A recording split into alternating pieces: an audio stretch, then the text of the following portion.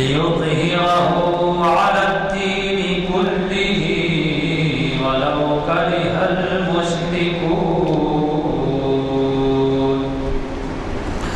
يا أيها الذين آمنوا هل أدلكم على تجارة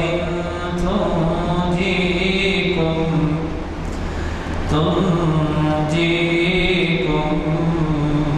من عذاب أليم تؤمنون بالله ورسوله وتجاهدون في سبيل الله بأموالكم وأنفسكم ذلكم خير لكم إن كنتم تعلمون صدق الله العظيم.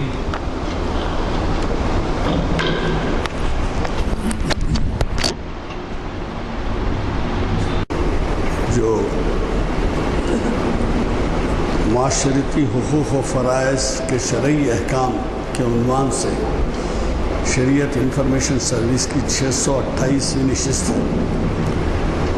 اسے آپ کے جانے پہچانے مقرر مفتی محمد عرفان قاسمی صاحب جو اس سے پہلے بھی ہم مخاطب کر چکے ہیں وہ مخاطب کر رہے ہیں. آج 1 شعبان 1437 ہجری 9 مئی 2016 عیسوی بروز پیر بعد نماز عصر.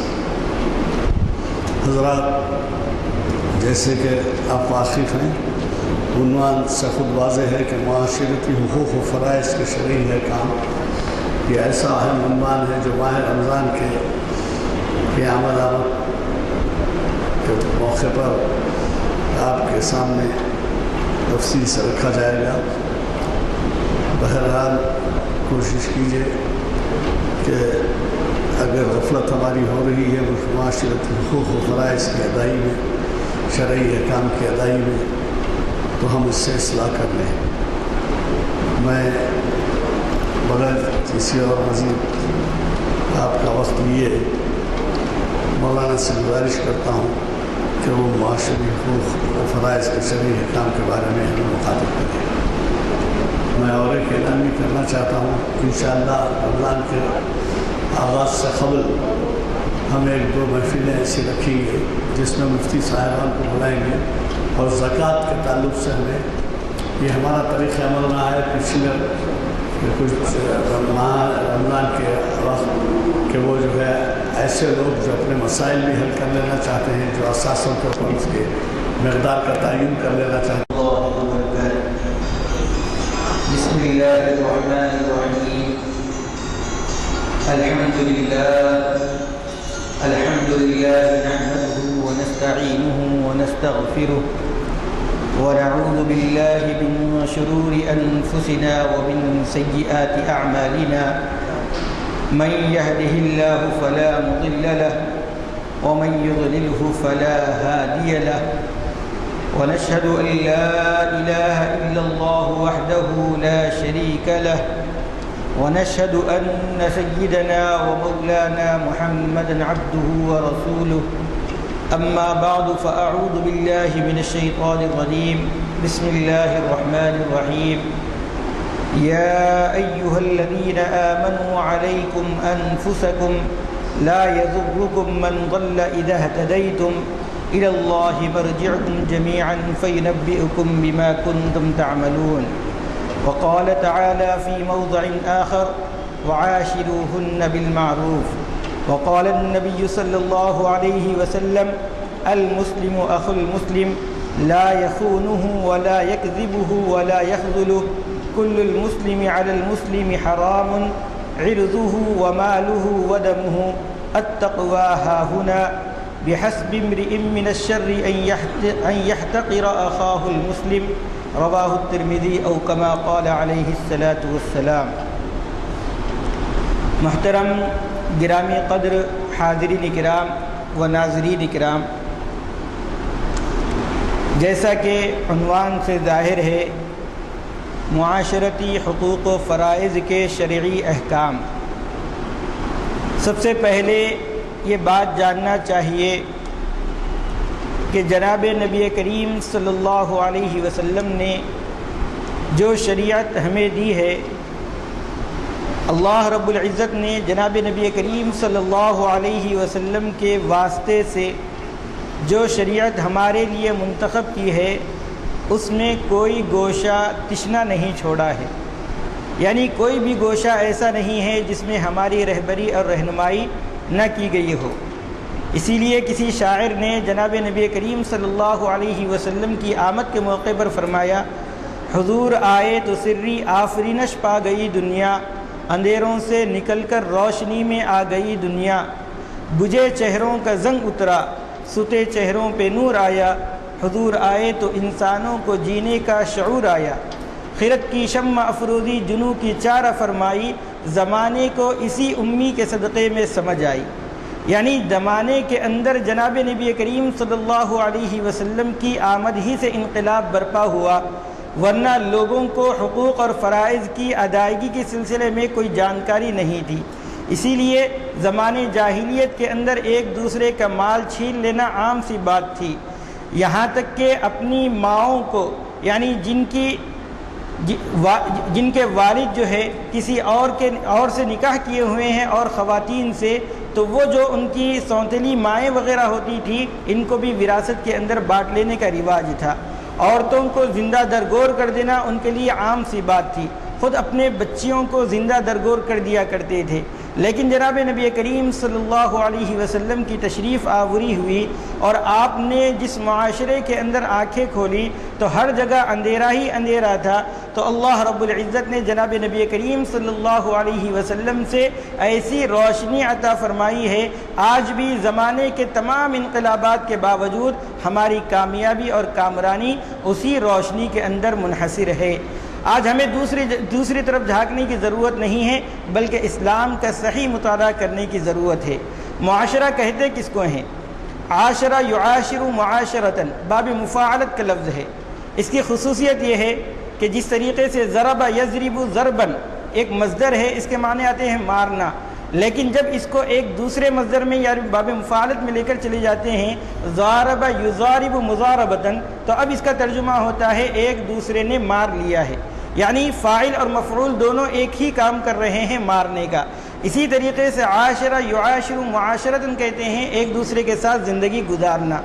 جب ہم ایک دوسرے کے ساتھ زندگی گزاریں گے تو ایک یا تو والد ہوگا، بیٹا ہوگا، یا شوہر ہوگی، بیوی ہوگی، ماں باپ ہوں گے، بچے ہوں گے، اس کے علاوہ خاندان ہوں گے، دادا دادی، نانا نانی وغیرہ وغیرہ، اور اس کے علاوہ پڑوسیاں ہوں گے۔ جب اس طریقے سے معاشرے کا وجود ہوتا ہے تو اب ایک دوسرے کے حقوق اور فرائض کی بھی جانکاری ضروری ہوتی ہے۔ آج بہت سارے جھگڑے جو ہو رہے ہیں وہ حقوق و فرائض کے نہ جاننے کی وجہ سے ہو رہے ہیں۔ والد کو پتہ ہی نہیں ہے کہ بچے کے کیا حقوق میرے ذمہ واجب ہیں، بیٹے کو پتہ ہی نہیں ہے کہ والد کی کیا ذمہ داریاں میرے اوپر عائد ہوتی ہیں۔ اسی طریقے سے نکاح تو ہو جا رہا ہے، لیکن بیوی کو یہ پتہ نہیں ہے کہ شوہر کے حقوق مجھ پر کیا عائد ہیں، اور شوہر کو پتہ نہیں ہے کہ بیوی کے حقوق مجھ پر کیا عائد ہیں۔ بس زندگی کی گاڑی یوں ہی چل رہی ہے۔ جب ہمیں یہ جانکاری ہو جائے گی کہ ہمارے حقوق کیا ہیں اور دوسروں کے حقوق ہم پر کیا ہیں، اور ہم اس کو نبھاتے چلے جائیں گے، تو ایسی صورت میں میرے بھائیوں وہی صالح معاشرہ وجود میں آئے گا جو جناب نبی کریم صلی اللہ علیہ وسلم نے دنیا کے اندر چھوڑ کر گئے تھے۔ اللہ کے رسول صلی اللہ علیہ وسلم نے ایک مرتبہ صحابہ کرام کو خطاب کر کے فرمایا، اے اللہ کے بندو، میں تم کو ایک روشن ماحول کے اندر چھوڑ کر جا رہا ہوں، اور ایسا روشن ماحول جس کے دن و رات دونوں برابر ہیں۔ کیا مطلب ہے؟ یعنی دن اور رات کے اندر اللہ کے رسول صلی اللہ علیہ وسلم نے ان کے وہ حقوق ان کو بتلا دیے تھے کہ جس کی رہبری اور رہنمائی کے اندر چل کر وہ ایک کامیاب زندگی گزار سکتے تھے۔ تو میرے بھائیوں، اسی طریقے سے ہمیں بھی اپنے حقوق و فرائض کی ادائیگی کے سلسلے میں غور و فکر کرنا ہے۔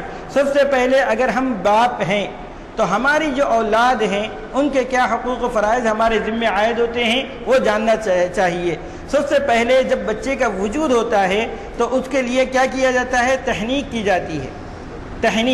تحنیک کس کو کہتے ہیں؟ کسی بزرگ کے ذریعے سے کوئی کھجور یا میٹھی چیز ان کے منہ میں چبا کر بچے کے منہ میں رکھ دینا، اور پھر اس کے بعد اذان و اقامت کہی جاتی ہے یا اذان و اقامت پہلے کی جاتی ہے، اس کے بعد تحنیک کا ذریعہ ہوتا ہے۔ اور آج جو ہو رہا ہے اس میں تحنیک کا جو عمل ہے وہ بالکل مفقود ہوتا جا رہا ہے۔ ہاں کھجور تو رکھ رہے ہیں، شہد چٹا رہے ہیں، لیکن کسی بزرگ کے ذریعے سے نہیں، بلکہ یوں ہی ایک رسم کے طور پر رکھ دیا جا رہا ہے۔ میرے بھائیوں، اس میں ہوتا یہ ہے کہ کسی بزرگ کے ذریعے سے کروانے سے کہ ان کے جو عادات اور اخلاق ہوتے ہیں ان کا کچھ نہ کچھ حصہ اس بچے کے اندر سرایت کر جاتا ہے۔ اسی طریقے سے جب بچہ بڑا ہوتا ہے تو اس کے اندر بھی حقوق و فرائض ماں باپ کے اوپر عائد ہوتے ہیں۔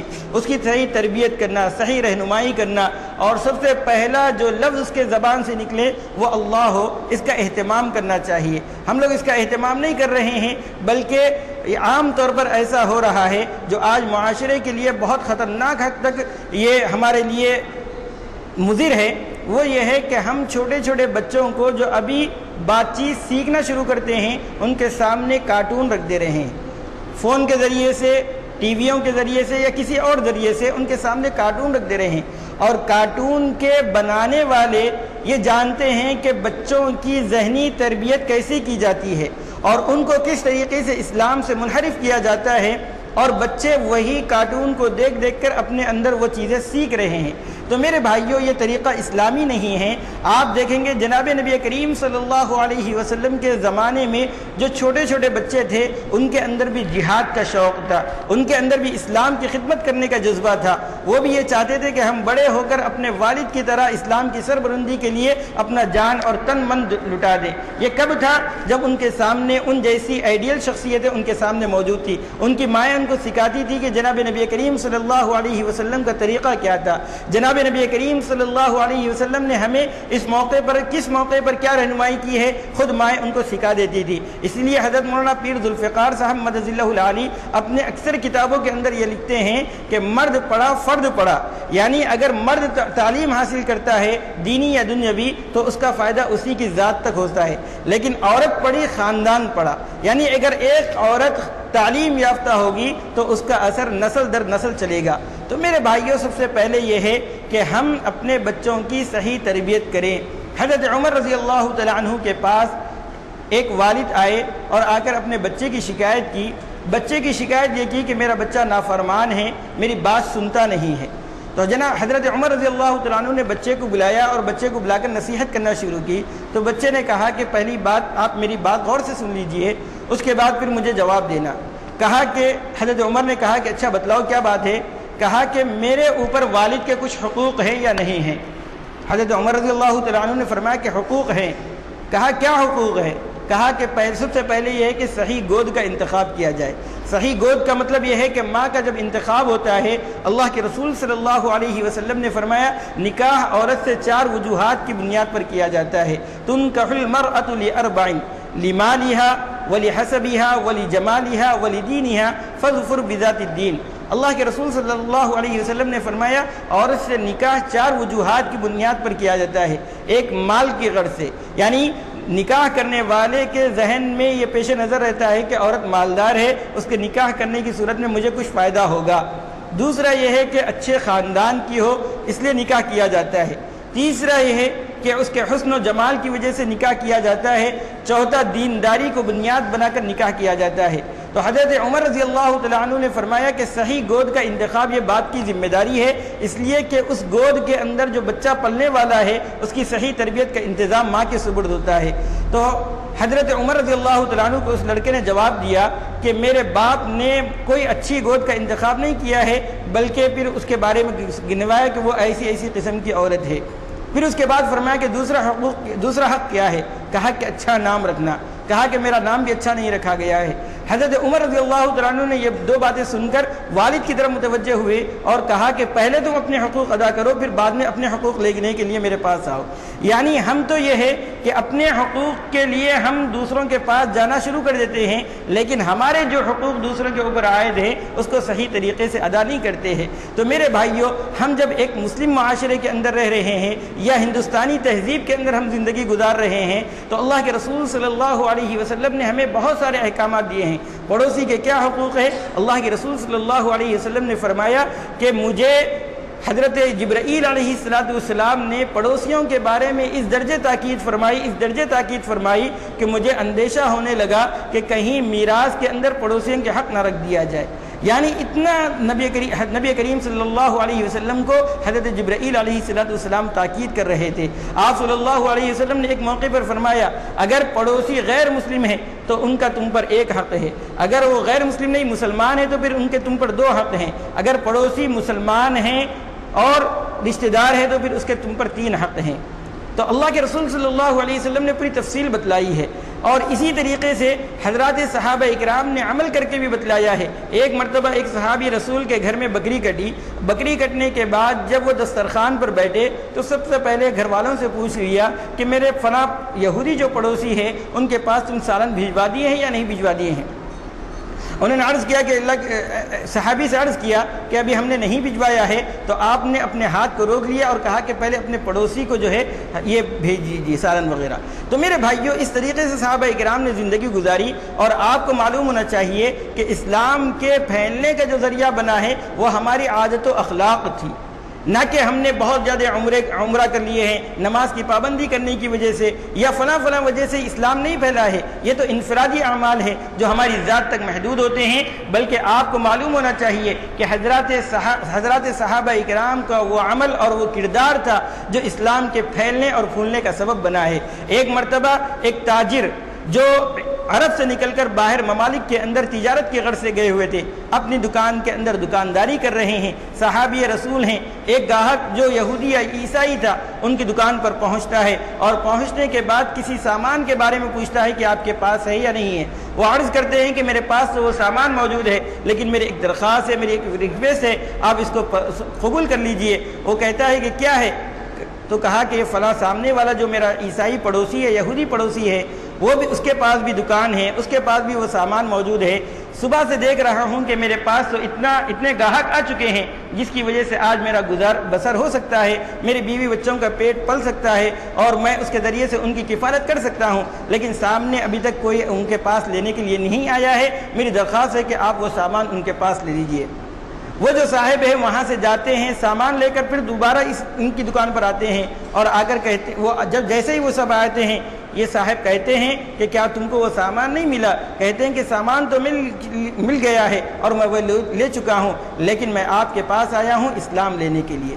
تو میرے بھائیوں یہ طریقہ تھا صحابہ اکرام کا اسلام کو ترقی دینے کا, اسلام کو پھیلانے کا اور اسلام کی خوبیوں کو بتلانے کا. ایک مرتبہ جو پڑوسی ملک کے کرکٹر ہیں, انضمام الحق ہے, سعید انور ہے, یہ لوگ جو ہیں ایک مرتبہ دعوت دے رہے تھے. برن لارا وغیرہ جو کرکٹر ہیں ان لوگوں نے اپنا واقعہ خود سنایا ہے کہ ایک مرتبہ جب ان لوگوں نے اسلام کی حقانیت بتلائی اور لوگوں ان کو بتلایا کہ یہ اسلام کے اندر خوبیاں ہیں, ان لوگوں نے بہت سارے کرکٹر کا نام لیا ہے کہ ہم نے ان کے سامنے اسلام کی خوبیاں بتلائیں. تو ایسی صورت میں برن لارا نے جب جہاز سے اتر رہے تھے تو اس وقت سوال کیا کہ انضمام بھائی آپ نے جو اسلام کی خوبیاں بتلائی ہیں ویسے مسلمان میں دیکھنا چاہتا ہوں. کیا مطلب ہے؟ مطلب یہ ہے کہ اسلام تو بہت اچھا ہے اور ہم نے اسلام کو اچھا ہے ہم زبان سے تو کہہ رہے ہیں, لیکن عملی زندگی کے اندر ہم اس کو اپنا نہیں رہے. سب سے جو بڑا مرض ہماری بیماریوں ہمارے معاشرے کے اندر آ گیا ہے وہ یہ ہے کہ ہم اپنی بہنوں کو میراث سے محروم کر رہے ہیں. کیا مطلب ہے؟ جس طریقے سے غیر مسلموں کے یہاں شادی کے موقع پر لڑکی کو جو چیز دے دیا جاتا ہے بطور جہیز کے وہ اس کا حق ہوتا ہے, پھر مرنے کے بعد اس کے والد کے میراث میں اس کا کوئی حق نہیں ہوتا ہے. لڑکی کو کہہ دیا جاتا ہے یہ پرایا مال ہے, یہ دوسروں کا مال ہے, ایک دن ہمارے گھر سے چلا جائے گا پھر دوبارہ نہیں آئے گا. اس کو بعض لوگ پرایا دھن بھی کہتے ہیں, لیکن اسلام نے یہ نہیں سکھایا ہے. اسلام نے سکھایا ہے یوصیکم اللہ فی اولادکم للذکر مثل حظ الانثیین, یعنی عورت کو جتنا ملتا ہے مرد کو اس کا ڈبل ملے گا, یعنی بھائی کو اس کا ڈبل ملے گا. لیکن آج بہت سارے بھائی ایسے ہیں جو یہ جانتے ہیں کہ اس کے اندر میرے بہن کا حصہ ہونا چاہیے, لیکن اس کے باوجود یا تو پورا حق نہیں دیتے ہیں یا حق دینے کی کوشش بھی کرتے ہیں تو اس کے اندر ڈنڈی مار دیتے ہیں. اگر 20 لاکھ روپے اس کے حق میں بنتے ہیں تو 2 لاکھ روپے دے کر اس کو خاموش کر دیتے ہیں اور یہ کہتے ہیں کہ یا تو لینا ہے تو یہ لو ورنہ وہ بھی نہیں ملے گا۔ اب بیچاری کیا کرے گی؟ کس طریقے سے وکیلوں کے چکر کاٹے گی، عدالتوں کے چکر کاٹے گی۔ وہ یہ کہتی ہے کہ 2 لاکھ مل رہے ہیں، نہیں ملنے سے صحیح تو یہ بہتر ہے، اور وہ لے کر خاموش ہو جاتی ہے۔ اس طریقے سے میرے بھائیوں ہم لوگ معاشرتی حقوق کو ضائع کر رہے ہیں۔ خود اپنے سگے بھائیوں اور بہنوں کے اندر یہ بات ہوتی ہے تو ہم دوسروں کے جو ہمارے پڑوس میں رہتے ہیں ان کے حقوق کی طرف ہمارا دھیان کہاں جائے گا، ہمارا خیال کہاں جائے گا؟ تو میرے بھائیوں سب سے پہلے یہ ہے کہ ہم اپنے گھر کے اندر اپنے پورے حقوق ادا کر رہے ہیں یا نہیں کر رہے ہیں، وہ دیکھنا چاہیے۔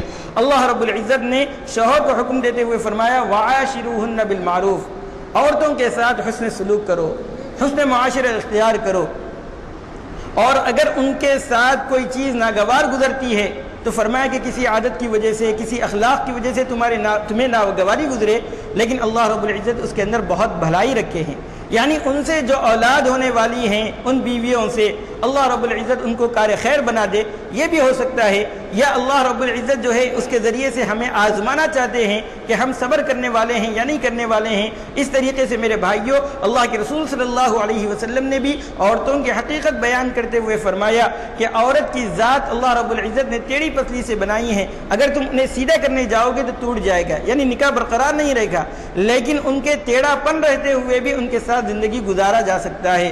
اور اللہ کے رسول صلی اللہ علیہ وسلم کا وہ واقعہ جو اس مہینے کی 14ویں تاریخ کو پیش آیا تھا کہ ایک مرتبہ اللہ کے رسول صلی اللہ علیہ وسلم حضرت عائشہ صدیقہ رضی اللہ تعالی عنہا کے ساتھ آرام فرما رہے ہیں۔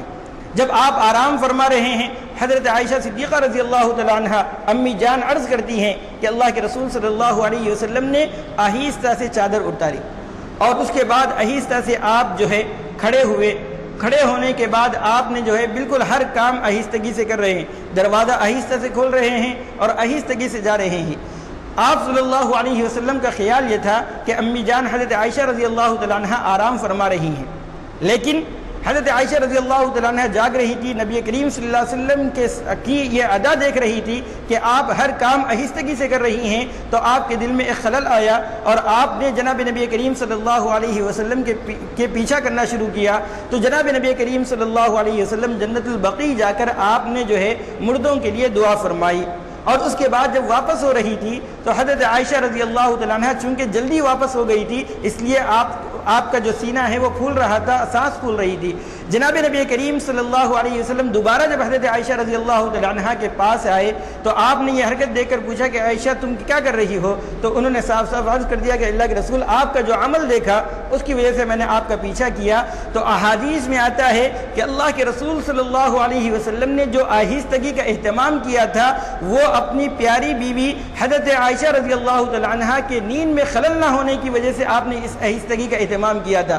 اور بعد میں فرمایا کہ حضرت جبرائیل میرے پاس آئے تھے اور آ کر عرض کیا تھا کہ تم جنت البقیع جا کر مردوں کے لیے جو ہے دعائے مغفرت کرو، تو اس کے لیے مجھے جانا پڑا۔ اور یہ آہستگی کا اہتمام حضرت نبی کریم صلی اللہ علیہ وسلم گھر والوں کے نیند میں خلل نہ ہونے کی وجہ سے کر رہے ہیں، اور ہم ہیں کہ اپنی بیوی کو بالکل باندھی بنا کر رکھے ہوئے ہیں، اور ایک یہ کہے تو بھی برا نہیں ہوگا کہ ہم نے اس کو نوکرانی سے بھی کم تر درجہ دے دیا ہے، جس کی وجہ سے خاندانی اعتبار سے وہ عورت جو ہے ایک تو ذہنی اعتبار سے کمزوری ہی ہے، پھر ہمارا وہ دباؤ اور وہ برتاؤ اس کے لیے اور کمزوری کا باعث بنتا ہے۔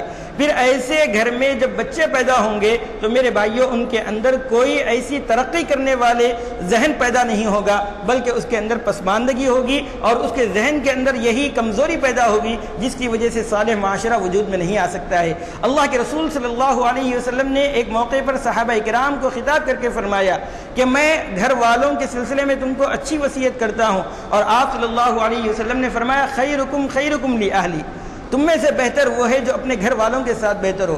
آج ہم باہر نکلتے ہیں، دوستوں کی محفل میں بیٹھتے ہیں، مسجد کے اندر آتے ہیں تو ہر ایک کی زبان پر واہ واہ ہوتا ہے، اللہ کے رسول صلی اللہ علیہ وسلم نے اس واہ واہ کو قبول نہیں فرمایا۔ گھر والے اگر کہیں کہ ہاں یہ ہمارے ساتھ اس نے سلوک کرتا ہے، تبھی اللہ کے رسول صلی اللہ علیہ وسلم نے معیار بنایا کہ یہ اچھا ہے۔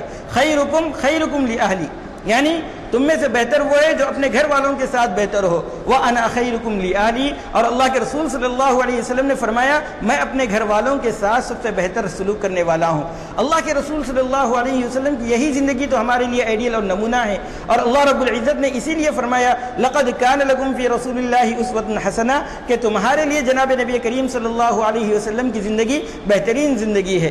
تو میرے بھائیوں، جہاں مردوں کے اوپر جو حقوق ہیں عورتوں کے، اسی طریقے سے اللہ رب العزت نے عورتوں کے اوپر بھی مردوں اور شوہر کے حقوق رکھے ہیں، اور اللہ کے رسول صلی اللہ علیہ وسلم نے بیلنس کو برابر کرتے ہوئے فرمایا عورتوں سے خطاب کر کے، اگر سجدہ کسی اللہ کے علاوہ کسی اور کو جائز ہوتا تو میں بیوی کو حکم دیتا کہ وہ اپنے شوہروں کے آگے سجدہ کرے۔ کیوں؟ شوہر کا یہ عزت اور مقام ہے، اور اللہ کے رسول اللہ رب العزت نے گھر میں کبھی نا اتفاقی پیدا ہو جانے پر بھی اللہ رب العزت نے ہمیں حکم دیا ہے کہ وَإِنْ خِفْتُمْ شِقَاقَ بَيْنِهِمَا، اگر آپس میں جو ہے لڑائی جھگڑے کی وجہ سے اختلاف ہو جائے تو ایسی صورت میں کیا کرے؟ لڑکے والوں کے جو بڑے اور سرپرست ہوتے ہیں ان میں سے کوئی ایک حکم بن جائے، اور اسی طریقے سے بیوی کے گھر والوں میں جو سرپرست وغیرہ ہوتے ہیں ان میں سے کوئی ایک حکم بن جائے، اور اس کے بعد جو ہے آپس میں صلح و صفائی کر لے، اور اس بات کو خاندان کے اندر رہنے دے، خاندان کے باہر نہ کرے۔ لیکن آج کیا ہو رہا ہے؟ چھوٹی چھوٹی باتوں پر عدالتوں کے چکر ہو رہے ہیں، اور ایسے عدالتوں کے چکر ہو رہے ہیں کہ جیسے ہی تھوڑا بہت اختلاف ہوتا ہے جس کو سلجھا لیا جا سکتا ہے، صلح صفائی کروا لی جا سکتی ہے، لیکن کوئی مشورہ دیتا ہے لڑکی والوں کے گھر والوں کو کہ سیدھا تم عدالت چلے جاؤ اور وہ لوگ ان کو سبق سکھا دیں گے۔ جب میرے بھائیوں، جب معاملہ عدالت میں چلے جائے گا اور ایک مرتبہ سسرال والے جیل کی کوٹری میں چلے جائیں گے تو اب ہمیشہ کے لیے اس عورت سے ان کو جو ہے ان کی ذہن تبدیل ہو جائے گا، اور ان کے دلوں میں نفرت بیٹھ جائے گی، پھر کبھی بھی ان کے درمیان صلح صفائی ممکن نہیں ہو سکے گی۔ اس لیے شریعت نے، بلکہ اللہ رب العزت نے ہمیں حکم دیا ہے کہ ایسی صورت میں گھر کے بڑے افراد بیٹھ کر معاملے کی صلح صفائی کرا لیں، اور اس کے نتیجے میں کیا ہوگا؟ اس کے نتیجے میں پھر خوشگوار ماحول لوٹ کر آ سکتا ہے۔ اگر ایسا نہیں ہے تو اللہ کے رسول اللہ رب العزت نے قرآن مجید میں فرمایا الطلاق مرتان، کہ تم ایسی صورت میں ایسی طلاق دو جس کو قرآن مجید میں فقہی کتابوں کے اندر طلاق احسن کہا جاتا ہے، اسی لیے کہ طلاق کی 3 قسمیں ہیں، طلاق احسن، طلاق حسن، طلاق بدعت۔ ان میں سے دو طریقے اختیار کر سکتے ہیں۔ تیسرے طریقے کے بارے میں اللہ کے رسول صلی اللہ علیہ وسلم نے سخت ناگواری کا اظہار فرمایا ہے۔ تو یہ طریقہ ہے، اور اس میں بھی فرمایا گیا فَإِمْسَاكُمْ بِمَعْرُوفٍ أَوْ تَسْرِيحٌ بِإِحْسَانٍ، کہ اگر تمہیں روکنا ہے تو بھلائی کے ساتھ روکو، اور اگر چھوڑنا ہے تو اس میں بھی خوبی کے اختیار کرو، اس لیے کہ دونوں کے درمیان جب نباہ نہیں ہو سکتا ہے تو علیحدگی جب ہوتی ہے تو صرف میاں بیوی کی علیحدگی نہیں ہوتی ہے بلکہ 2 خاندانوں کی جدائی ہوتی ہے، اور اس میں بھی بہت سارے اختلافات ہوتے ہیں، مار پیٹ کی نوبت آتی ہے۔ اس لیے شریعت نے ہمیں حکم دیا ہے کہ بہت خوبصورتی کے ساتھ علیحدہ ہوں۔ اللہ کے رسول صلی اللہ علیہ وسلم سے جب ازواج مطہرات نے غزوہ خیبر کے بعد یہ کہا تھا کہ اللہ کے رسول ہمارے نفقے کے اندر اضافہ فرما دیجئے، ہم دیکھتے ہیں کہ فلاں فلاں بادشاہوں کی جو بیگمات ہوتی ہیں بہت عیش و عشرت کے اندر زندگی گزارتی ہیں، اللہ کے رسول صلی اللہ علیہ وسلم کو یہ جملہ ناگوار گزرا تھا۔ قرآن مجید میں بھی اللہ رب العزت نے ازواج مطہرات کے اس عمل کو ناپسند فرماتے ہوئے قرآن مجید کی آیت نازل فرمائی، یا ایھا النبی قل لازواجک ان کنتن تردن الحیاۃ الدنیا وزینتها فتعالین امتعکن واسرحکن سراحا جمیلا، کہ اے نبی کی عورتوں، اے نبی آپ اپنی ازواج سے کہہ دیجئے کہ اگر تم دنیاوی زیب و زینت کو اختیار کرتی ہو تو آؤ میں تمہیں فائدہ پہنچا دوں جس سے تم دنیاوی زندگی حاصل کر لو، لیکن وَأُمَتِّعْكُنَّ سَرَاحًا جَمِيلًا، لیکن یہ دنیاوی زندگی حاصل ہو جانے کے بعد تمہارا میرے ساتھ نباہ نہیں ہو سکے گا، اس لیے میں تمہیں خوبصورتی کے ساتھ رخصت بھی کر دیتا ہوں۔ ازواج مطہرات نے اسی کو پسند نہیں فرمایا، لیکن اس میں بھی ہمیں جب چھوڑنے کی بات آتی ہے تو اس میں اللہ کے رسول صلی اللہ علیہ وسلم کو بھی یہ تاکید تھی کہ خوبصورتی کے ساتھ علیحدہ ہو جائے۔ اسی لیے صحابہ اکرام میں بہت سارے صحابہ اکرام نے اپنی بیویوں کو طلاق دیا ہے، لیکن کوئی ناگواری کا واقعہ پیش نہیں آیا ہے، اس لیے کہ شریعت کی دائرے میں اور حقوق کی ادائیگی کے ساتھ اگر ہم ایسا کریں گے تو ہمیں کوئی آنچ آنے والی نہیں ہے۔ تو میرے بھائیوں، ہم اگر شوہر ہیں تو بیویوں کے حقوق جاننے والے بنے، باپ ہیں اولاد کے حقوق جاننے والے بنے، اور اسی طریقے سے اگر ہم اور آگے پہنچ کر دادا نانا بن چکے ہیں تو اپنے ماتحتوں کے ساتھ کیسے حسن سلوک کیا جاتا ہے وہ بھی ملاحظہ رکھیں. اور پھر ہمارے گھر میں کام کرنے والے ماتحت بھی ہوتے ہیں جس کو ہم نوکرانی یا خادم کہتے ہیں, ان کے ساتھ بھی کیا معاملہ ہے وہ بھی جان لینا ضروری ہے. ایک مرتبہ ایک صحابی نے اللہ کے رسول صلی اللہ علیہ وسلم کے پاس آ کر عرض کیا, اے اللہ کے رسول میں دن میں خادم کو کتنے مرتبہ معاف کروں؟ اللہ کے رسول صلی اللہ علیہ وسلم نے فرمایا 70 مرتبہ معاف کرو. یعنی اللہ کے رسول صلی اللہ علیہ وسلم یہ فرما رہے ہیں کہ ایک تو خادم سے 70 مرتبہ غلطی ہونا یہ ممکن نہیں ہے, لیکن اگر بالفرض مان بھی لیا جائے کہ اتنی مرتبہ غلطی کر رہا ہے تو اتنی مرتبہ اس کو معاف کیا جائے. اور پھر اللہ کے رسول صلی اللہ علیہ وسلم نے یہاں تک فرمایا ہے کہ جو خادم تمہارے لیے کھانا بنائے اس لیے کہ اس نے جو ہے دھواں اور گرمی کو برداشت کیا ہے, اس لیے اگر کھانا بہت نہیں ہے تو ایک ایک 2 لقمے جو ہے اس کے ہاتھ میں رکھ دیا کرو, تاکہ وہ جو ہے اس حسن سلوک کی وجہ سے بہت زیادہ آپ کا عزیز بن جائے, آپ کا احترام کرنے والا بن جائے. تو میرے بھائیوں, یہ اللہ کے رسول صلی اللہ علیہ وسلم نے اپنے خادموں کے ساتھ ہمیں کس طریقے سے رہنا ہے وہ بھی بتلا دیا ہے. حضرت انس رضی اللہ تعالی عنہ آپ صلی اللہ علیہ وسلم کی خدمت میں 10 سال رہے ہیں. وہ فرماتے ہیں کہ میں نے 10 سال جناب نبی کریم صلی اللہ علیہ وسلم کی خدمت کی ہے, لیکن کبھی آپ نے یہ نہیں فرمایا کہ یہ کیوں کیا اور کبھی فرمایا کہ یہ کیوں نہیں کیا ہے. یعنی اللہ کے رسول صلی اللہ علیہ وسلم نے ایسا جملہ کبھی استعمال نہیں فرمایا ہے جس سے ان کی دل آزاری ہو. ہم آج اپنی بیویوں کو کہہ دیتے ہیں, کبھی سالن کے اندر کبھی نمک کم ہو جائے یا کبھی کچھ کمی ہو جائے تو ہم جو ہے غصے سے آپے سے باہر ہو جاتے ہیں اور بہت ایل فیل بکنے لگتے ہیں. تو میرے بھائیوں, یہ طریقہ غلط ہے, اس سے ہم کو سدھارنا ہوگا, اپنے آپ کو نکالنا ہوگا. اور یہ اللہ رب العزت نے مالداروں کو جہاں پر دنیا کے اندر رکھا ہے وہیں پر غریبوں کو بھی رکھا ہے, لیکن اللہ رب العزت کی عجیب حکمت ہے کہ مالدار بھی غریب کے محتاج ہیں اور غریب بھی مالدار کے محتاج ہے. غریب مالدار کے پیسوں کے محتاج ہے اور غریب کام کاج کے اندر مالدار جو ہے کام کاج کے اندر غریبوں کے محتاج ہے. تو اللہ رب العزت نے ان دونوں کے بھی حقوق رکھے ہیں. آپ دیکھیں گے اللہ کے رسول صلی اللہ علیہ وسلم نے فرمایا کہ اگر کوئی مزدور کو اپنے پاس رکھے اور کام کرائے تو اس کا پسینہ خشک ہونے سے پہلے اس کے پیسے لوٹا دو.